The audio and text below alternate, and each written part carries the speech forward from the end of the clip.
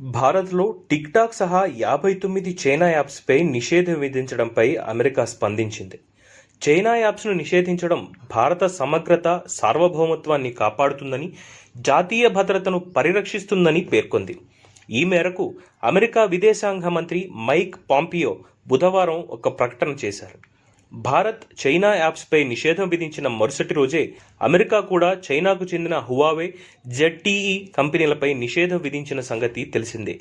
ఈ రెండు కంపెనీలతో జాతీయ భద్రతకు ముప్పు పొంచి ఉందన్న కారణంతో ఈ సంస్థల నుంచి కొనుగోలు చేసే వస్తువులపై నిషేధం విధించింది. యూనివర్సల్ సర్వీసెస్ ఫండ్ నుంచి $8.3 బిలియన్ ఈ సంస్థల నుంచి కొనుగోలు చేసే పరికరాలపై నిషేధం విధించింది.